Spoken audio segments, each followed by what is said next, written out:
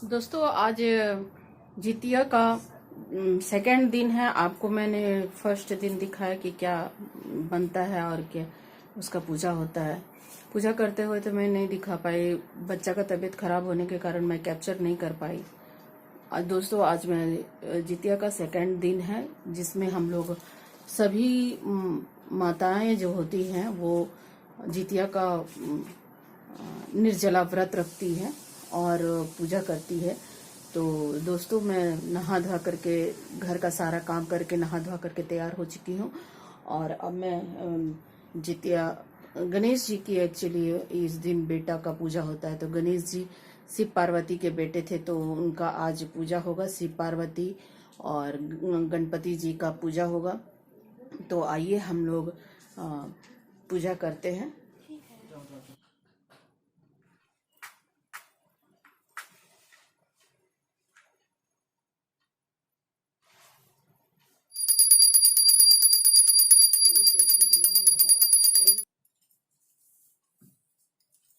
इतना मीठा चढ़ा दे बेटा, पूरा चढ़ा दे।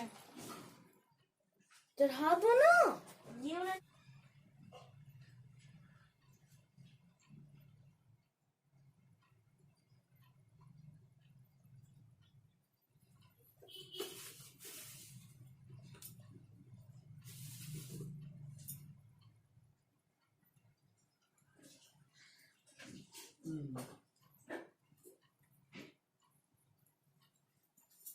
जानते हैं भैया, हमने 3 बजे रात को उठी, हमको भी नहीं पता कब उठी। 3 बजे हम तो नहीं देखा।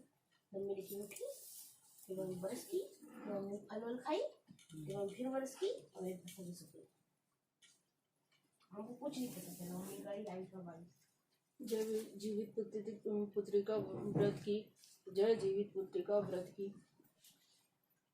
एक बार नेमी अपारण्य के निवास ऋषियों ने संसार के कल्याणार्थ सूत जी से पूछा, हे सूत जी, कराल काली काल में लोक के बालक किस तरह से दीर्घायु सो कहिए। सूत जी बोले, जब द्वापर का अंत और कलयुग का आरंभ था, उसी समय बहुत से शोकाकुल स्त्रियों ने आपस में सलाह की कि क्या इस कली में माता का के जीवित रहते पुत्र मर जाएंगे। जब वो आपस में कुछ निर्णय नहीं कर सके, तब गौतम जी के पास पहुंचने के लिए गई। जब उसके पास पहुंची तो उस समय गौतम जी आनंद से, बच्चे दीर्घायु हो सकते हैं, कृपया करके ठीक ठीक कहिए। तो हम बोले, सतयुग में सत्य वचन बोलने वाला, सदाचारण करने वाला,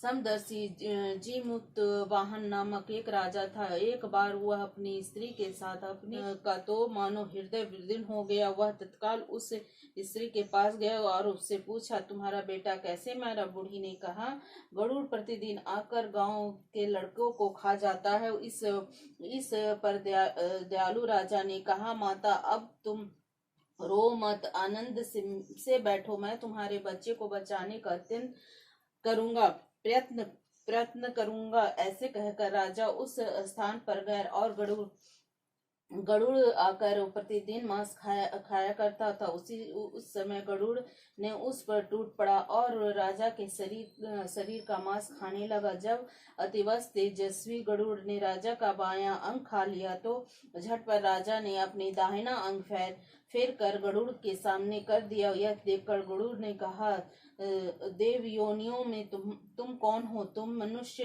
तो नहीं जान पड़ते हो। अच्छा, अपना जन्म और कुल बताओ। पीड़ा से व्याकुल मन वाले राजा ने कहा, हे पक्षीराज, इस तरह के प्रश्न करना व्यर्थ है। तुम अपनी इच्छा भर मांस खाओ। और यह गरुड़ रुक गए और बड़े आदर से राजा राजा से के जन्म और कुल की बात पूछने लगे। राजा ने कहा, मेरी माता का नाम सौम्य और पिता का नाम शालिवाहन है। सूर्यवंश में मेरा जन्म हुआ है और जीमूतवाहन मेरा नाम है। राजा की दयालुता देखकर गरुड़ ने कहा, हे महाभाग, तुम्हारे मन में जो अभिलाषा हो वह वर मांगो।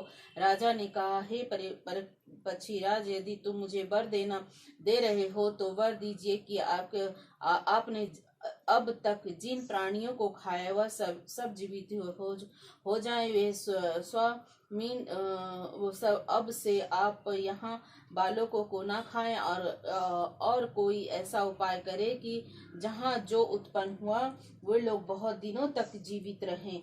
धौम्य ने कहा, पक्षीराज गरुड़ राजा को वरदान देकर स्वयं अमृत के लिए नागलोक चले गए। वहां से अमृत लाकर उन्होंने उन मरे मनुष्य की हड्डियों पर बरसा ऐसे करने से सब लोग जीवित हो गए, जिससे कि वो पहले गरुड़ ने खाया था। राजा के त्याग और गरुड़ की कृपा से वहां वाले को सब बहुत कष्ट दूर हो गए। उस समय राजा के शरीर का शोभा दुगुनी हो गई थी। राजा की दयालुता देखकर गरुड़ ने फिर कहा, मैं संसार का कल्याण मार्ग एक वरदान दूंगा। राजा आश्विन कृष्ण सप्तमी से रही शुभ डलना ही भूल गया सहयोग से उन दोनों का जन्म।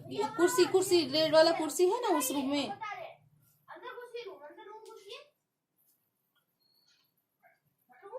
आराम से। वो देखिए लाल चेयर पे नीचे।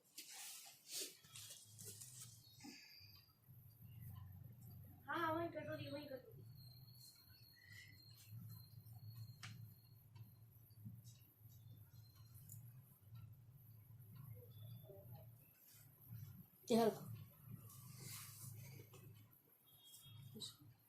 रखो ना बेटा, लेट हो रहा।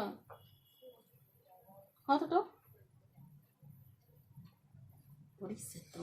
बोली छोड़ने बोली नहीं, हम छोड़ेंगे काहे। अच्छा ठीक है। फिर गिर जाएगा तो मेरा नाम लगाएगी ना कि गिरा दिया। अच्छा ठीक, बताओ। हाँ बेटा तुम सही बोलता है, मम्मी ही गलत है।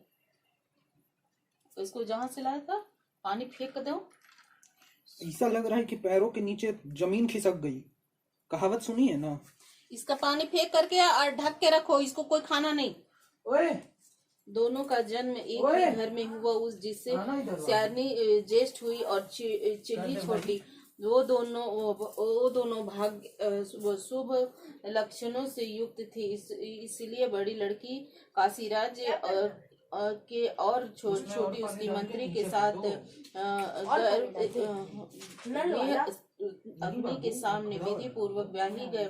पूर्व जन्म के कर्म फल से वह मृग यानी रानी हुई, जिसे किसी भी संतान को उत्पन्न करती वह मर जाता। और पूर्व जन्म की बातों को स्मरण करके मंत्री की पत्नी को अष्ट वसुओं और सदृश तेजस्वी 8 बेटे उत्पन्न हुए और सब जीवित रहे। अपनी बहन के पुत्र को जीवित देखकर ईसावर्ष राजपत्नी ने अपने स्वामी से कहा कि यदि तुम मुझे जीवित रखना चाहते हो तो इस मंत्री के सभी पुत्र को उसी जगह भेज दो जहां मेरे बेटे गए, अर्थात उसे मार डालो।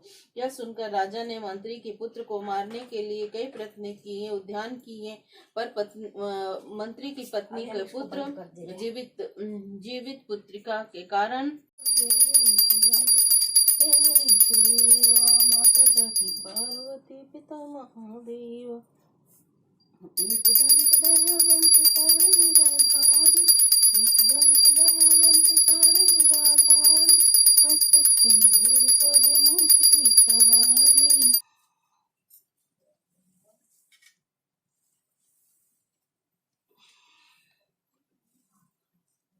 दोस्तों आरती वगैरह सारा मेरा हो चुका है। शिव जी की, पार्वती जी की, दुर्गा माता की और गणेश जी की मैंने पूजा कर लिया है। दोस्तों अब देखिए मेरा आरती वगैरह सारा हो चुका है। मैं जीतवान बाबा का मैं पूजा कर ली हूँ। अब मेरा 2 बेटा है, 2 नटखट बच्चा है मेरा। वो नटखट बच्चा के लिए मैं ये गांठ बांध दे रही हूँ कि मेरी बात हमेशा माने हैं और खूब अच्छा से पढ़ाई लिखाई करे, तो मैं ये गांठ बांध दे रही हूँ। कल मैं इस गांठ को खुलवाऊंगी। इन लोगों से बोलेंगे नहा करके इस गांठ को खोलो, और सुबह में ही नहवा दूंगी दोस्तों। ये लोग बहुत नहाने से भागता है, पूजा करने से भागता है। तो मैं इस गांठ को अच्छे से बांध दे रही हूँ ताकि कल ये लोग आराम से खोल सके। इस गांठ को बांधना जरूरी है। इस गांठ का मतलब होता है, बांधने का मतलब होता है कि दोस्तों मैं जो हूँ तुम लोग को प्यार से, डांट से, मार से, जैसे भी हो तुम लोग को अच्छा संस्कार दे रहे हैं।